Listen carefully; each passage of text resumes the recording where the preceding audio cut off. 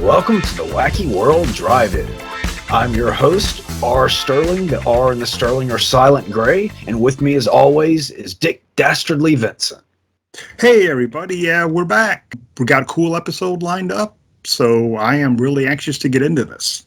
And we're back to audio today, but we will definitely do another video one in the future once I figure out a slightly better method of recording it. Because when we were doing it on Skype, it looked crystal clear and nice, but then when I saw the recording, it was like, eek. Yeah, so for this episode, everyone's going to have to use their imagination again. That's right. And speaking of, it's something of a visual medium we're going to be talking about, which makes that even funnier. So today's topic is something that is actually one of my greatest passions in life, but something I've never really gotten to cover on the channel, or I've never covered on the channel, and that's comics. And surprisingly, even though I've stepped up my game in the last year or so with DVDs and Blu-rays because so much stuff is going out of print, up until this past year, I easily spent more money a month on comics and graphic novels than I ever did DVDs and Blu-rays and such. Oh, interesting. Yeah, I know the comic industry has been through a lot of changes in the past couple of years too, as far as distribution and the formats and everything. But yeah, it's always great to go out and support the printed medium.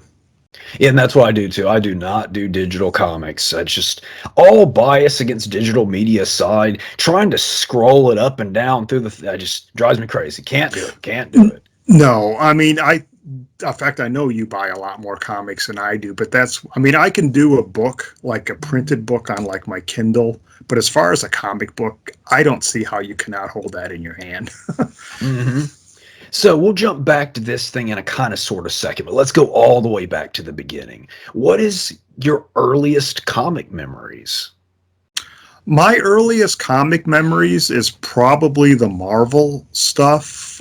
For some reason, I always gravitated toward Marvel when I was a kid. I was a huge Fantastic Four guy and the Nick Fury. And I think a lot of it was, when I was a kid, it was Jack Kirby was doing the artwork. So I think the Jack Kirby artwork was just it was almost like cinematic looking, some of his double splash pages and stuff. And he's still probably into my top 5 comic artists. Oh, absolutely. And it's funny you say that because I began with Marvel as well. And a friend of mine once said that everyone starts with Marvel and ends with DC.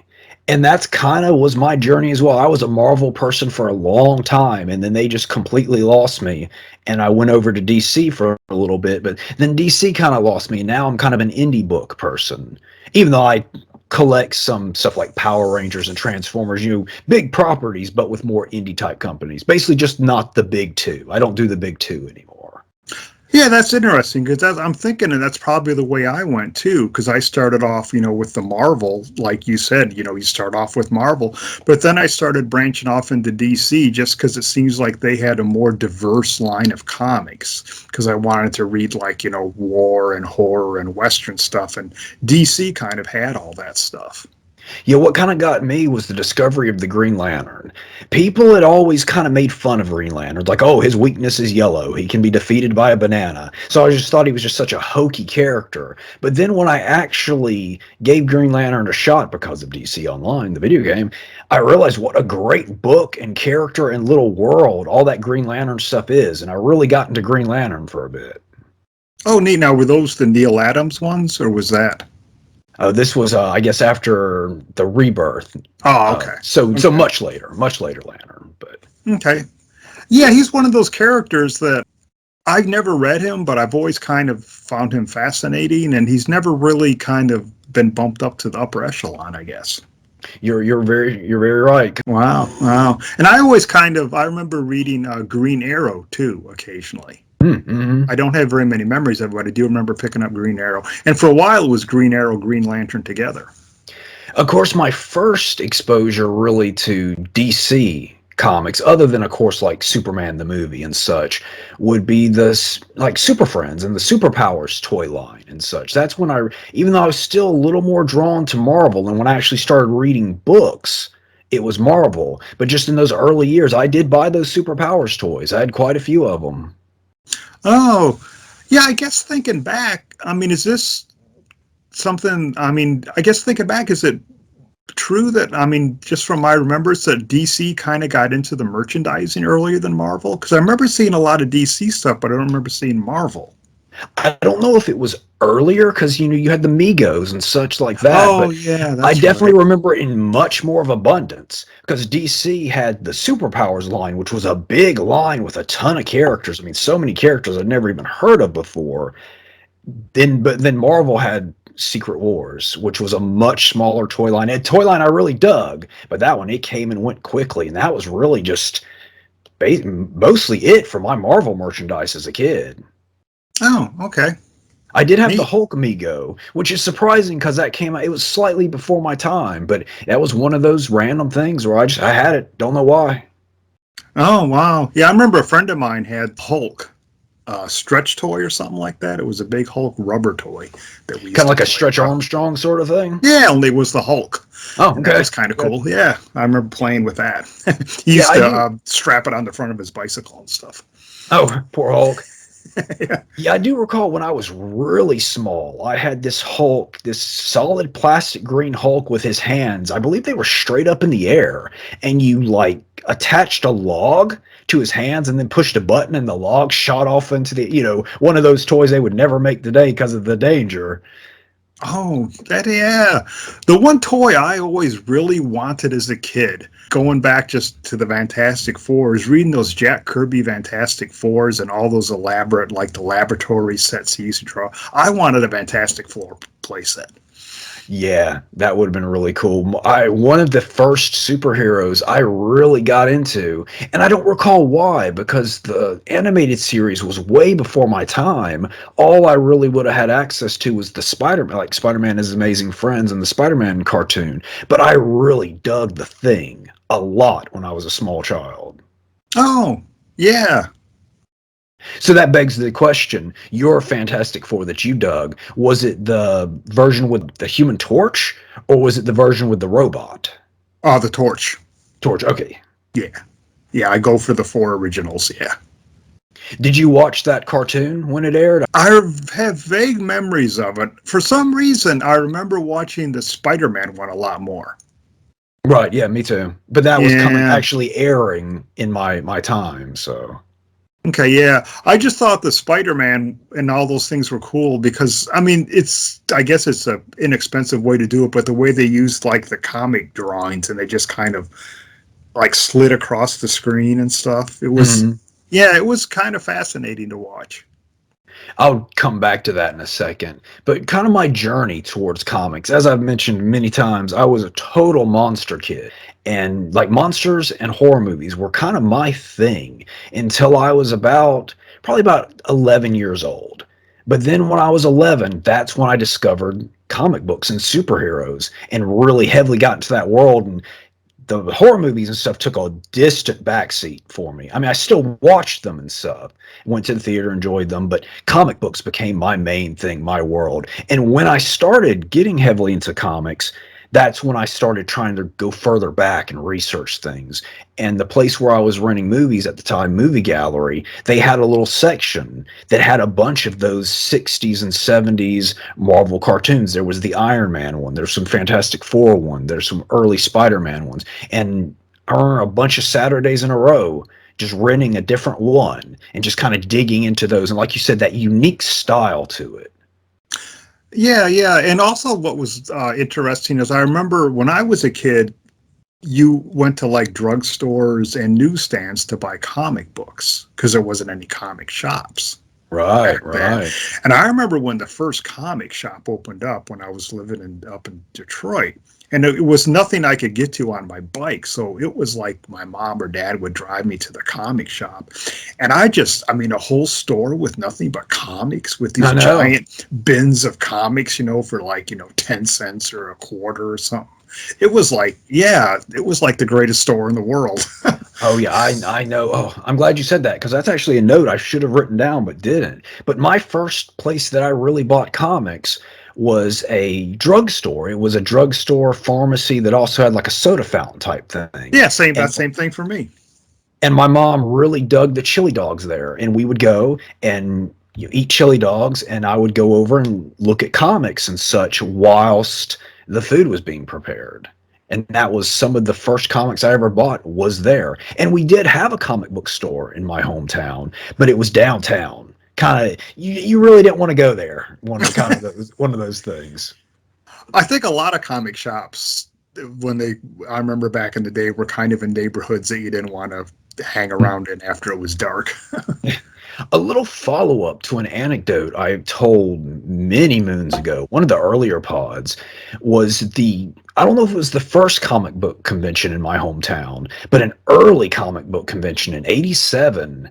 And it was my very first convention. It was that one that I believe it was the second Doctor Who died at.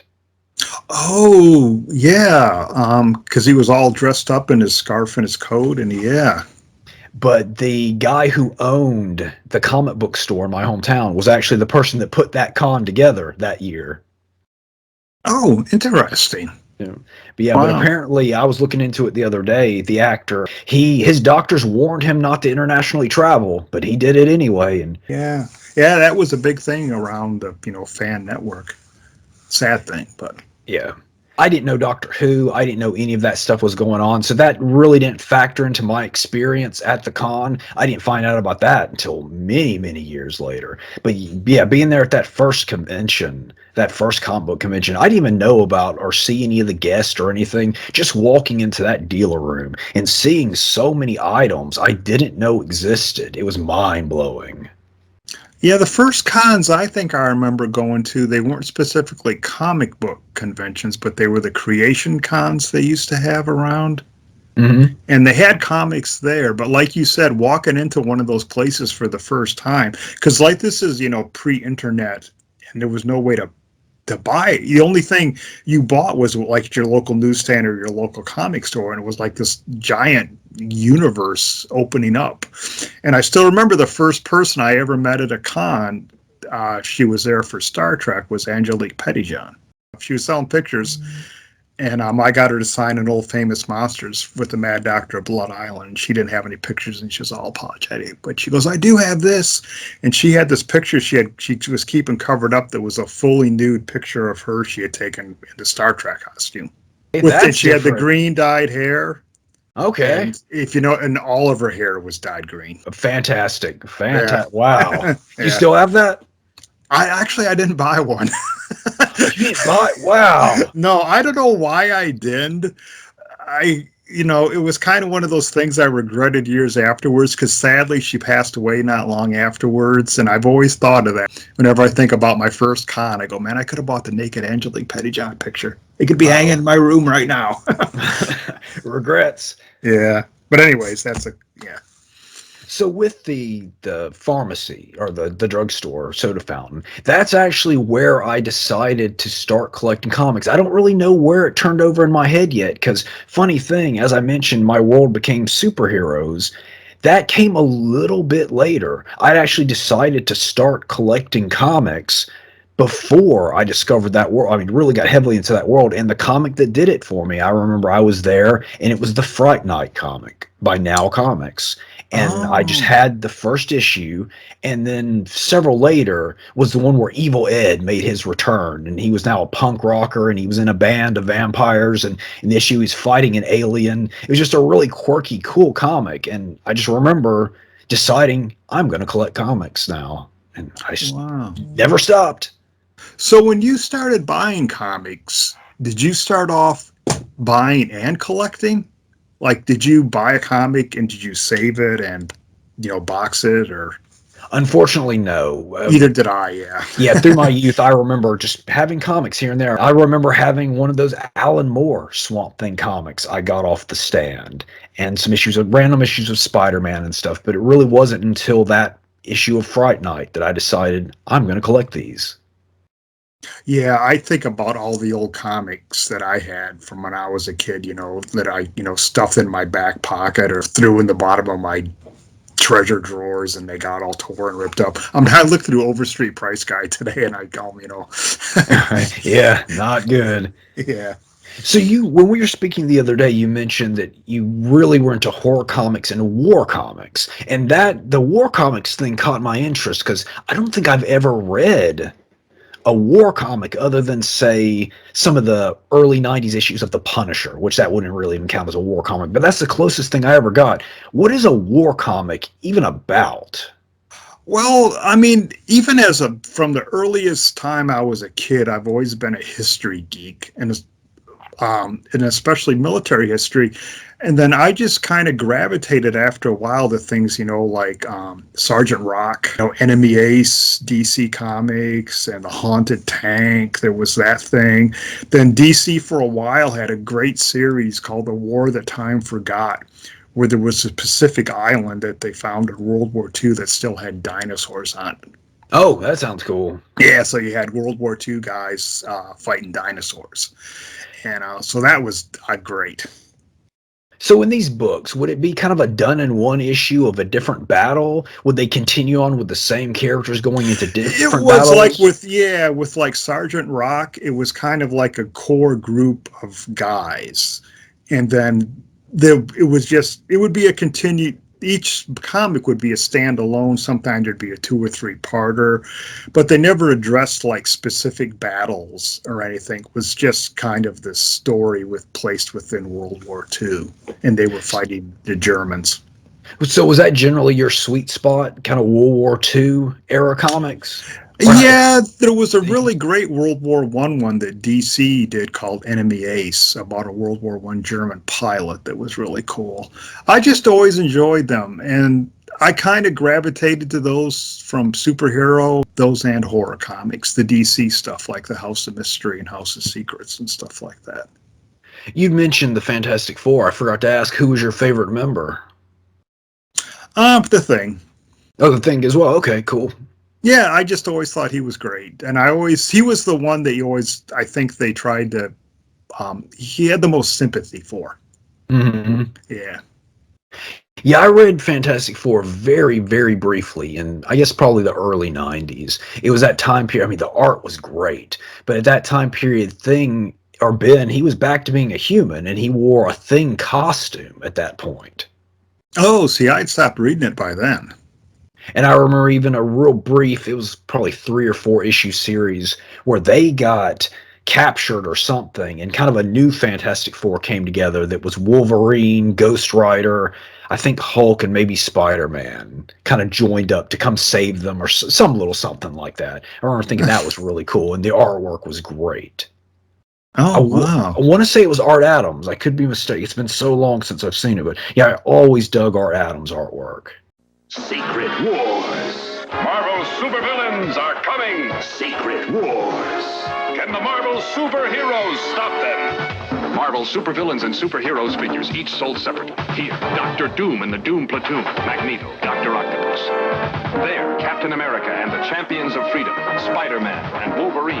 Secret Wars. The secret's out. Did you ever actually sit down and say, I'm going to collect comics and keep them in a long box and that...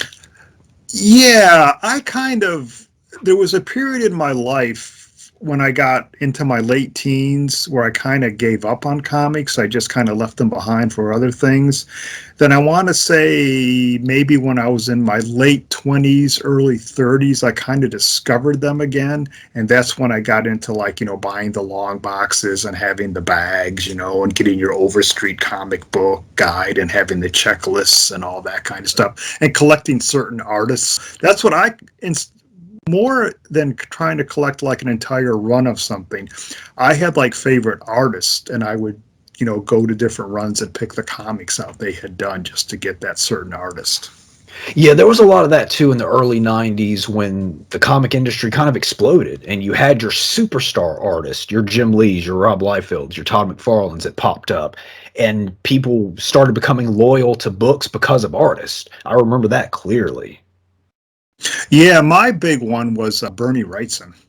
Oh, yeah, of course, yeah. Yeah, he was kind of, my brother really got into him heavily, and I kind of got into him through my brother because we were both into horror. And once I saw his artwork, I just kind of was like on this tear, just buying anything he even, did like one panel in practically.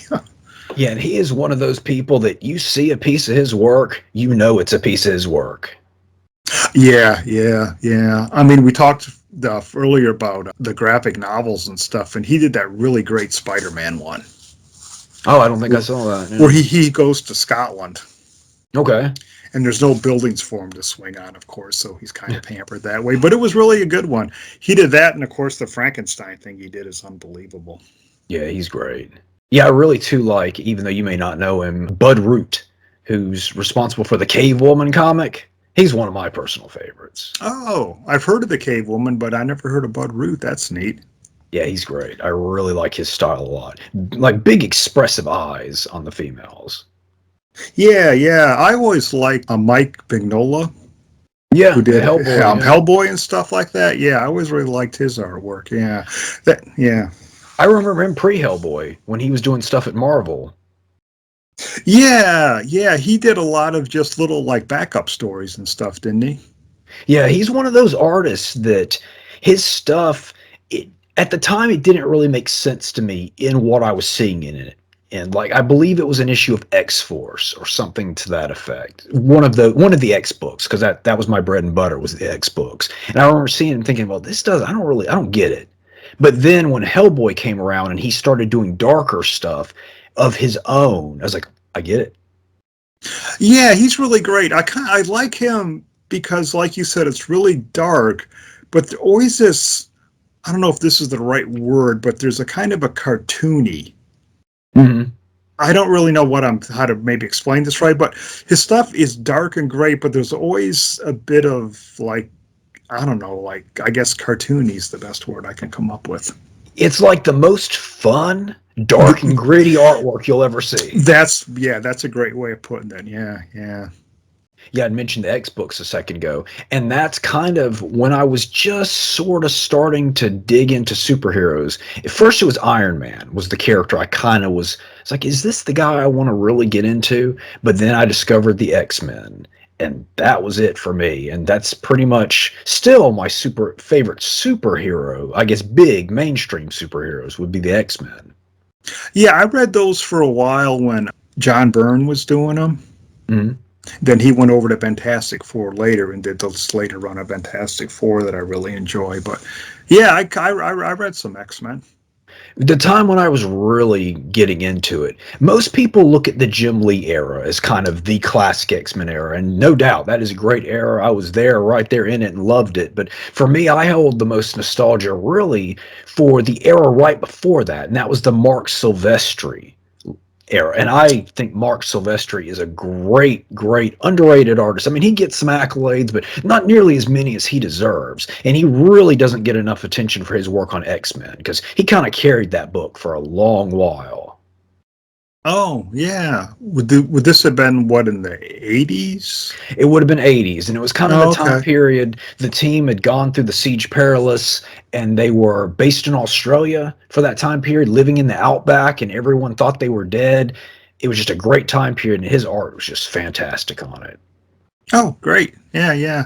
I also like, I think he's more of just a kind of a pinup guy now, but I like Bruce Timm's a lot, too. Oh, of course, yeah. Yeah, I've got a couple of his big books he's done, and I just really like that style he does of the, like, cartoony kind of artwork. Well, this is going to be a bold statement, but I feel that so much of what Batman is now is owed to Bruce Timm and that animated series. Yeah, I know. I mean, I really enjoyed it when I saw it, and I know there's a lot of people out there that say that is still the best Batman that's ever been put on the screen. That's my favorite. I mean, Kevin Conroy, who voices Batman in that, is my favorite Batman. Whenever I read the comics, that's the voice I hear in my head, is his voice. Yeah, that's been one of those things I've been meaning to pick up, is that, collection they have on DVD of all those. Because I remember enjoying the heck out of them when I first saw them. Yeah, it was great. That was a time period, too, when they were kind of starting to take the superhero cartoons or animated series a bit more seriously. And you had that one, and then a little bit later you had the X-Men one, which they weren't kiddie at all. I mean, this was some serious and well-done storytelling. Yeah. I never saw the X-Men one, but yeah, I do know some people that really said it was really good. It's even then at the time, it's really melodramatic. Like it's really heavy on the drama. I'd like to go back and watch it. I haven't in a long, long time. But I'm glad you brought me up to another point. This is probably the most important point in the podcast. Speaking of Batman, Ooh. the man panty. What's your opinion on the man panty, aka the underwear on the outside of the superhero's clothing? Oh, I never really thought of it before till now. Well, they've I started in recent years kind of phasing it out. And at first, I thought that was a good thing because I thought the man panty was a little hokey. But now, I don't know, maybe in my old age, but I kind of miss it. Yeah, I think I would. I mean, I haven't noticed it, I guess, but I would miss it too, just because that image is so ingrained in my mind of the man panty. Like, I get not having it on Batman, but with Yeah, Superman, he just looks strange with just the blue pants under the belt. I really kind of miss the red Speedo over his clothes. yeah, it looks like he's just wearing a pair of slacks or something. Yeah, I often wonder where that came about, why that became a trend. Yeah, that is true. That's something. Yeah, now I'm going to be thinking about that. About man panties? Yeah, because they always had man panties, didn't they? Even going back to the 40s. Yeah, I think you might be right. Huh. Well, that would be an interesting subject to research. The man panty. The man panties, yeah. And that leads me to my next topic. And this is one hopefully you have some memories of. And because you said you didn't really get into a lot of superhero TV, but Batman 66. Did you watch that one? No. You didn't watch the Batman series? Oh, the live action Batman. Yeah, the Adam Oh, West. yeah. I'm sorry. Yeah, the Batman 66 just threw me off. Oh, yeah, I watch the Adam West one every week. Fantastic. Yeah.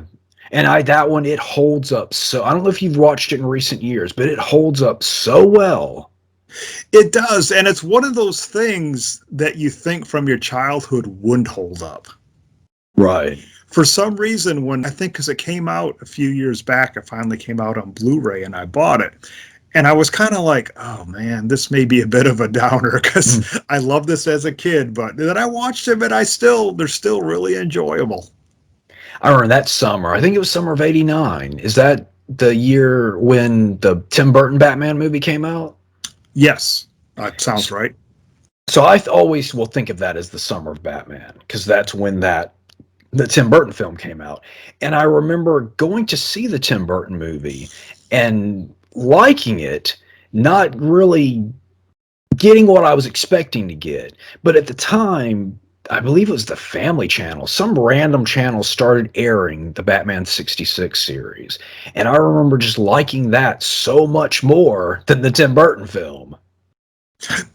It's great. I mean, with all the tilted angles and the villains' hideouts and all the fights with the boom and the bams flying up. And yeah, it's really cool. Just getting back to the Tim Burton movie for a second, though. I mean, Michael Keaton is still my favorite. He's my favorite movie Batman.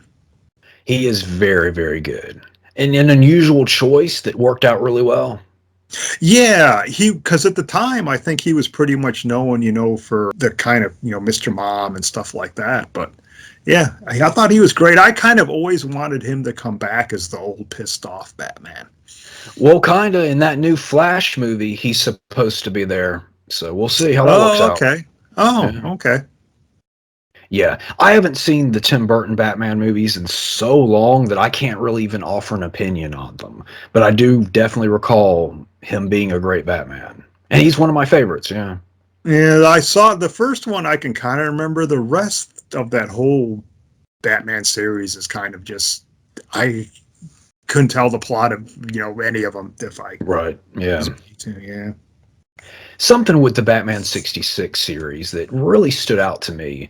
A big complaint I had about superhero TV as a kid, and reason I didn't get more into it. Like, I have friends who were so into like the Spider-Man series, the Hulk series, et cetera, and those never really connected with me because of the lack of supervillains. I never understood why you have these superhero shows where they're just capturing and beating up normal people. Why weren't there supervillains and stuff? And I just never got that. But then the Batman 66 came along and every episode had a supervillain in it. And I thought that was so cool and novel. Oh yeah, and they just went off on all the like King Tut and all that kind of stuff. Yeah, it was great. But I will say, with the Hulk series, not in the series itself, I guess he fought a bear in an episode, but later in the TV movies, they did start bringing in some other characters. Like there was one that had Daredevil in it, and then a very memorable one that had Thor in it. Oh, Yeah, a lot of people don't realize that there was a live action Thor long before the current yeah. live action Thor. I never knew that too. Yeah, yeah. And plus, going back to the Batman '66, I was a huge Yvonne Craig Oh, yeah, of when course. Batgirl came in. Yeah. hmm So speaking of Batman 66 again, favorite villain of not favorite Batman villain, but favorite Batman 66 villain. Um, I probably have to go with Mr. Freeze, or I loved Victor Bruno as a King Tut.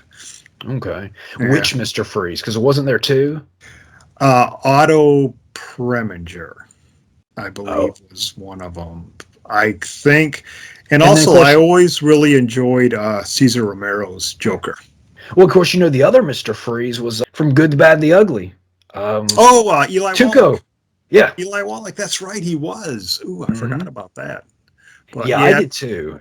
Until yeah. just recently, I saw a screen cap, a picture of Eli Wallach as Mr. Freeze. I was like, Tuco was Mr. Freeze. I never put two and two together before that moment. Oh, I kind of knew that, but till you said it, I didn't really pop into my head. But yeah, that's cool. Who was your favorite? That's tough. As a kid, I don't know. I really dug the Penguin. Something about Burgess Meredith. Yeah, I always thought he was super cool from the Rocky movies, and I liked him as Penguin. Yeah, well, when you think about it, that all that whole core group of villains, Frank Ocean is the Riddler, Yeah, he and was great too. Romero, and Burgess Meredith, they were all really good. Okay, your favorite of the three Catwomans is? Probably Eartha Kitt. It's so tough to pick between her and Julie Newmar. But both were great. But yeah, Eartha Kitt, her voice, I mean, just perfect for Catwoman. Just the way she spoke already. Yes, she had that kind of purring, but yeah, but Julie Newmar would be like you know, right there too. Yeah, there's a rumor going around that I've read many times. Don't know how true it is, but I've read it a lot. That had the series continued, that they wanted, or he wanted, Clint Eastwood to play Two Face. That would have been interesting. Yeah, that would have been great, I think. Yeah, then they could have teamed them up with Tuco. Yeah, oh, wow. Maybe you could have got Lee Van Cleef. Oh, wow. Oh, who would Lee Van Cleef have played, though? Yeah. Yeah. Yeah, there's an interesting story behind the cancellation of Batman 66, but I don't remember it.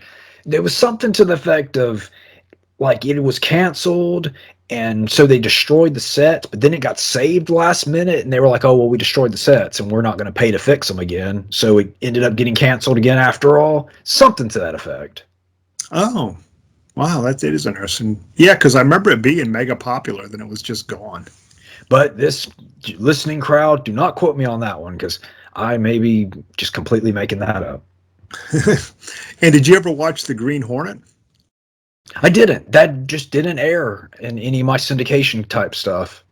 I saw the crossover episode, but I never saw the series. I didn't see it till later either. I'm not sure, like you said, if it wasn't running where I was at or if it was conflicted with something else I was watching, but I just don't remember it. From my understanding, isn't that one more serious in nature? I believe so, yeah. I haven't even seen one in years since someone reran them back in the 90s, I think, and I watched them because of Bruce Lee. Yeah, see, from what I understand, what I've been told, that it was a much more serious show, so it was kind of an odd crossover when they crossed over the more serious in nature show with Batman 66. Yeah, that, very well could be. It's probably something that might be worth watching again sometime. So back into actual traditional comics, sorta. I know you aren't the biggest fan of the heavy metal film, but what about the magazine, the comic? Did you ever get into that one? I remember buying it occasionally. I really like the Mobius stuff, and I'm a huge Richard Corbin fan, so I always bought them whenever they were in there. But I was kind of a more Vampirilla, creepy, eerie guy. Gotcha. Yeah, I've actually in recent years been going back and trying to collect the old heavy metals. That and another book called Star Reach. Are you familiar with that one? Oh yeah, yeah. The thing about heavy metal is that when I was, buying all this stuff in my early teens, you always felt like you were kind of cool when you were buying a heavy metal. Right, yeah. Because that was like, I'm not reading comic books. I'm reading heavy metal. Yeah. Well, heavy metal was a European book, French, if I'm not mistaken, and it was just kind of translated and brought over. Whereas Star Reach was, I'd say, kind of the Western equivalent of heavy metal, even though I don't think it had any prose in it. I think it was strictly comic stuff. But that's another one I've been trying to collect. Didn't last nearly as long, but that one's really cool too. Some great artwork too, and some early stuff by like Jim Starlin and Barry Windsor Smith. That was a good one. Was that the one was that a Marvel? No. Mm-mm. Because did Marvel do like a heavy metal type magazine? They may have. Yeah. But like Star Reach, like heavy metal, was full of nudity and violence. Definitely not Marvel type. Okay. Definitely not a Marvel. Then I remember there was one called Epic Illustrated for a while. It was a comic, heavy metal type magazine. That was only around for a short while, I think, though. Did you have any of them? The Epic Illustrated? Or heavy metal? Yeah, I did. I bought a few of them. That may have been, I wonder if that was maybe a Marvel or DC. But I used to buy heavy metal occasionally, yeah. And it's probably something you mentioned the movie before. It's probably I need to go back and rewatch the movie because I don't know why I didn't like it the first time I didn't see it. I think it was back on cable days. So that's probably something I need to rewatch. I think so, because that is one of my all-time favorites. And such a great voice cast, too. Yeah, the soundtrack album I remember I had. Okay. Yeah. But yeah, I definitely probably need to go back and rewatch that. So now digging deeper into the world of indie comics, what are some indie books you've gotten into over the years or that you get into now? I remember back in the day I read Cerebus. The Dave Sim, the art Dave Sims. Yeah, I read that. I really got into Flaming Carrot. Oh yeah. I always thought that was the coolest looking character. I never collected any of the books, but I always liked the design. Yeah, then I really got into underground comics. As I mentioned, I got into horror comics, but when I started buying horror comics, they were all just like neutered to death. They couldn't really show anything since the comic code kicked in back in the 50s. But then I discovered underground comics, and it was just like, sex and violence and blood, and it was just amazing stuff. Yeah, I mean, the first time seeing that kind of stuff in a comic was kind of mind-boggling at the time. Yeah, exactly. Yeah. And I remember buying Zippy the Pinhead. Oh, I don't know that one. Yeah, that was the clown thing, and it sounds up my alley. Yeah. And I remember I never bought them, but I had friends that were really into when it was an indie comic, the Teenage Mutant Ninja Turtles. Right. Yeah, I have some of the graphic novels. Yeah, I still remember going to San Diego Comic-Con with my brother. This one back like in the 80s when it was still just a big comic convention. And those two guys were sitting there at a little table, selling that little black and white comic they had just printed. Oh, that's too bad you didn't get one. Because I know. Talk about buyer regrets. Yeah. I remember they were sitting at a little table. It's, hey, we just published this comic. It's like, that's cool, but I didn't buy one. I should have bought a whole stack of them. Man, it sounded like we could do an episode called Dick Vincent's Convention Regrets.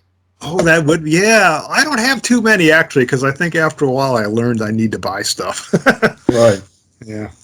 So with indie books, like right now, as I mentioned, Cave Woman, that's what I'm collecting. And it's kind of, imagine if a bikini-clad, basically cave girl was fighting dinosaurs. That's essentially Cave Woman. It's a lot of fun. Wow. Sounds interesting. Is it like color, black and white? It's black and white.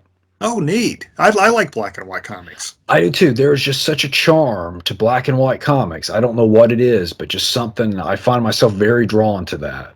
Yeah, I think the art is more, the art draws you in more for some reason. Yeah.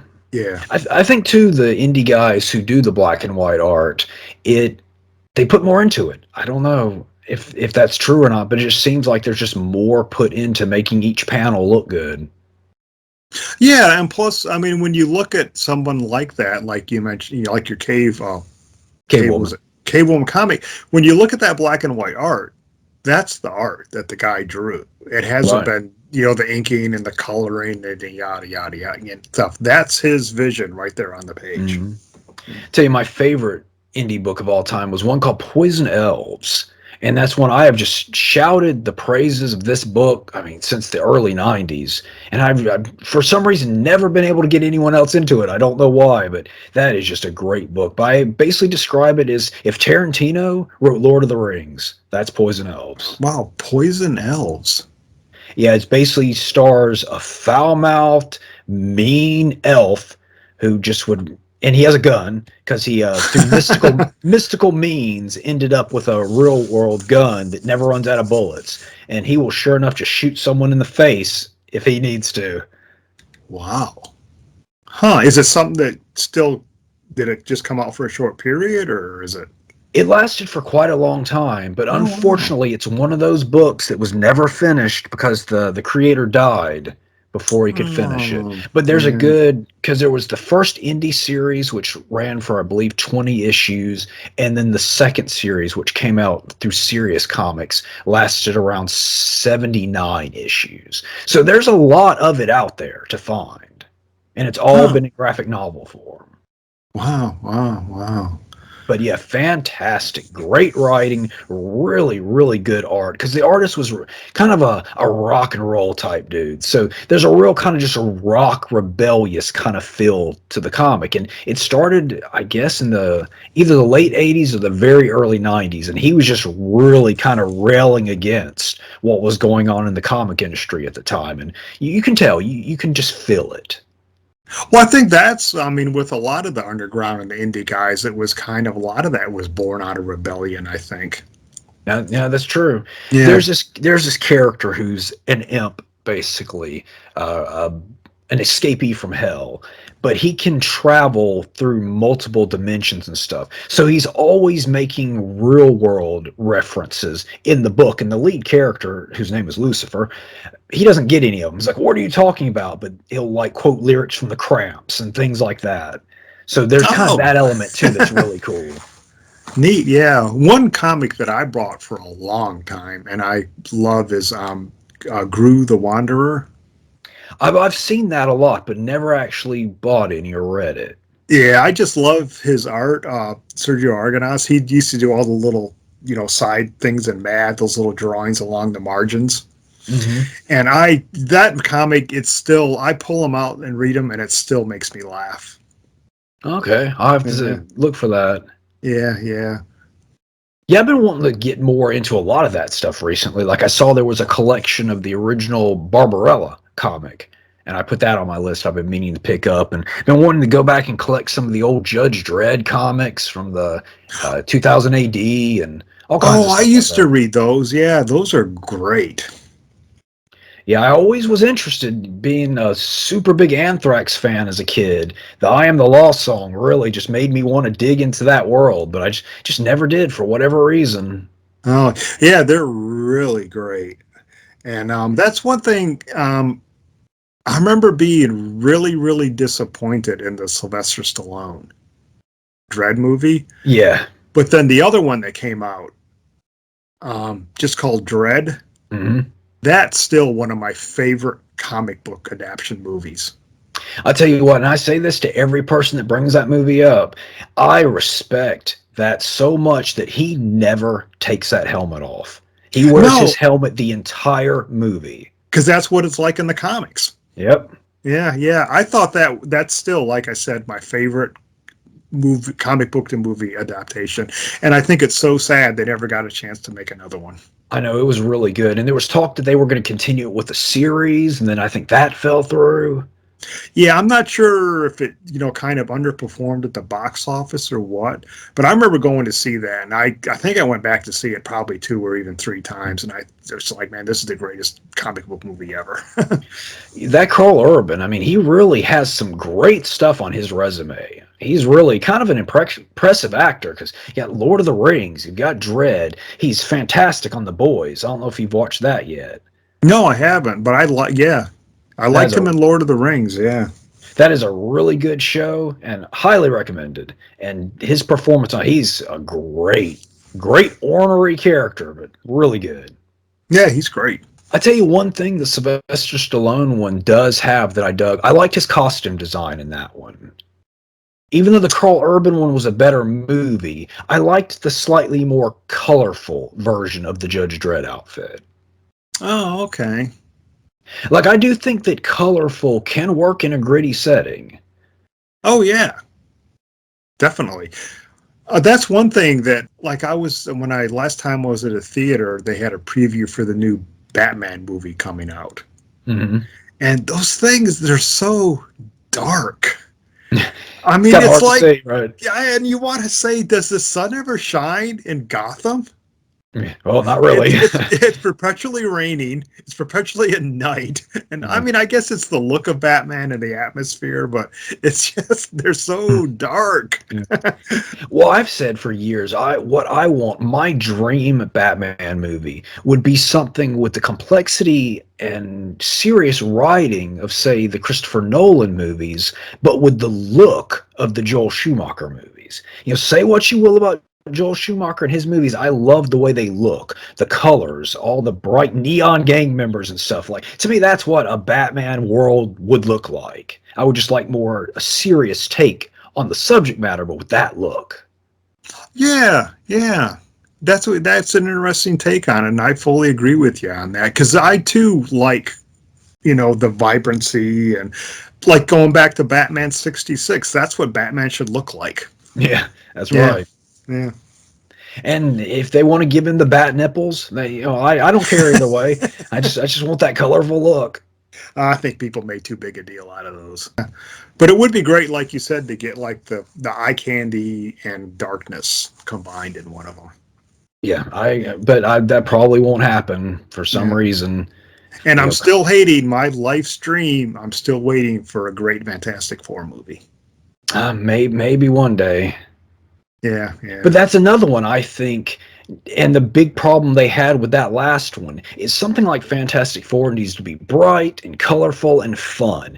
No one wants or needs a gritty Fantastic Four movie. No, you want to make it big, with all the gadgets and the stuff. And definitely. That's definitely a movie that needs to be a comic book movie. And of course, I mean, this may be another kind of bold take, but I kind of like the Roger Corman one.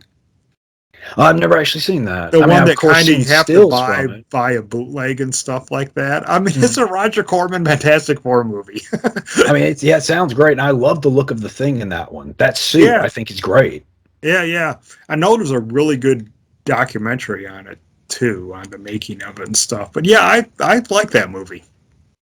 Yeah, I've always wanted to see it. I remember that time period because that's when I was really starting to first get into comics around then. And I remember there was talk of that one and there was talk of that Captain America movie. And I wanted to see them both so badly, but they never came out. Yeah, I never saw the Captain America one. Did it ever actually come out, or was it another like Fantastic Four that was just I don't think it ever came out. Yeah, I remember seeing the trailer for it with his shield. Yeah. So speaking of, since you do like the kind of war type movies, even though it's not technically a comic book movie, and I can't remember if I've asked you this or not, have you ever seen Sucker Punch by Zack Snyder? Oh, yeah. Yeah, that kind of has some parts that kind of have that war movie kind of feel to it. Yeah, when they go back to World War I. I mean, when I first saw it, I didn't really like it. I think I was expecting maybe more, but then when I went back later and watched it as kind of like a visual thing and tried not to figure out the story, I enjoyed it a lot more. Yeah, I'm a big fan of that. Oddly enough, I was talking to Them's Fighting Words Al about it the other day, and that's a movie that I should not by any means enjoy. I cannot stand in the head movies. I don't like stuff that just throws out questions just for the sake of throwing out questions. It's just across the board a bunch of things that I don't enjoy in movies. But for whatever reason, I like that movie. It just Yeah, somehow slips around all those things I don't like and does it in a way that I like it in this case. yeah. I just kind of like the whole. I mean, it's like I tried to say earlier. It's just one of those movies I just watch and just let the visuals wash over me, and I don't try and figure out the story at all. Right. Yeah, but that's a good one. Yeah. But so moving along, the Swamp Thing movies.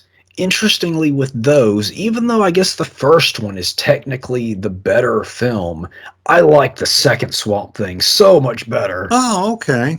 Yeah. Well, because the first one, I mean, it's a good film, don't get me wrong, but it's so grounded and gritty, which I guess that's what a Swamp Thing film should be. But I don't know, that second Jim Wynorski film felt like a comic book. Felt like a comic book movie, and that opening where they're showing the scenes from the comic and playing the Creedence Clearwater song, that just I love that.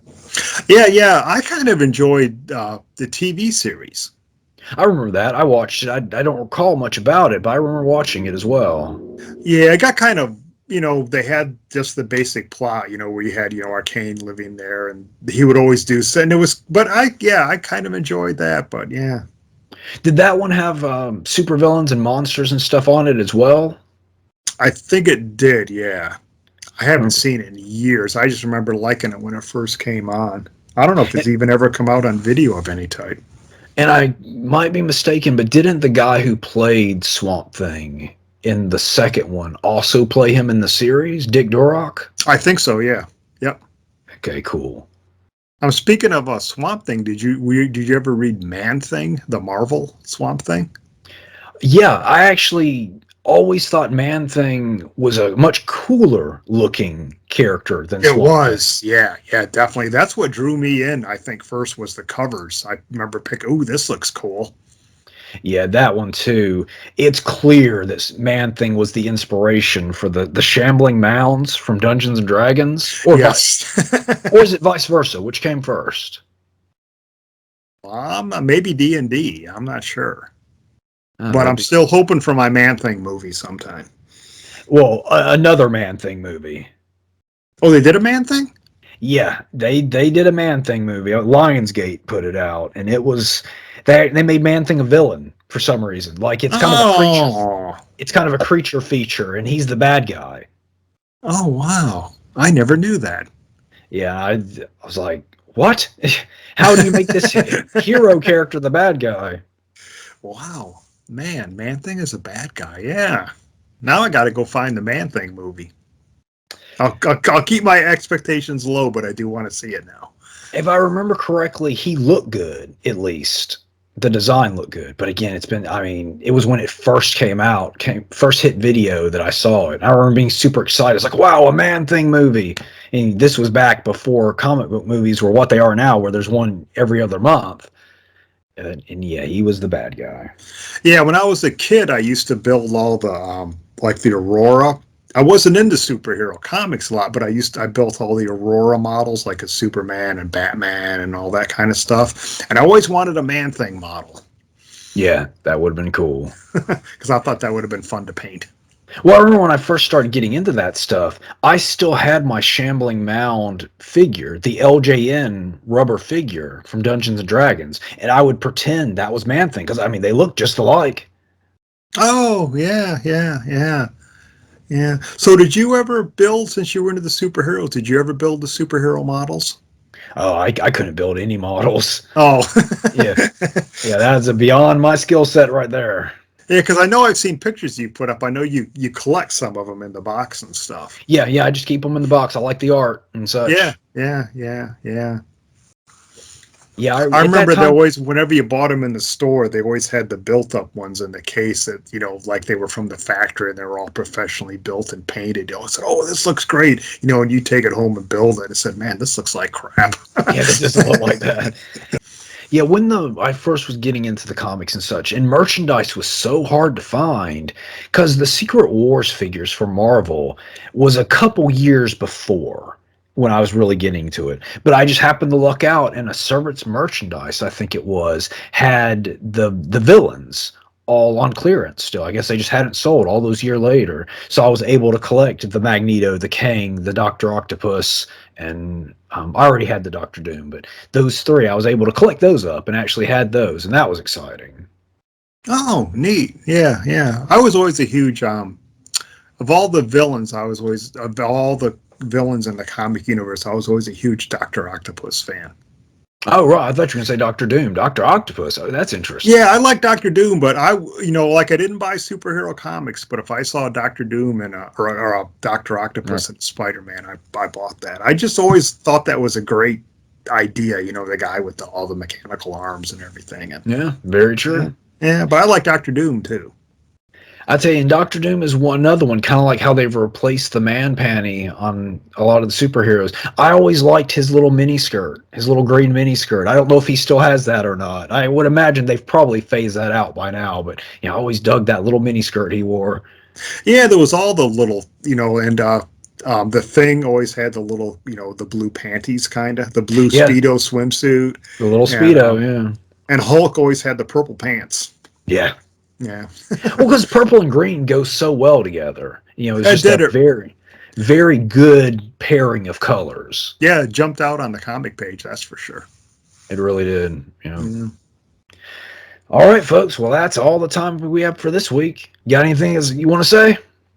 No, just want to thank everyone for listening this time and, using the old imagination and everything. And, up where I'm at, it's kind of chilly out, so it's a great time to curl up with some comic books.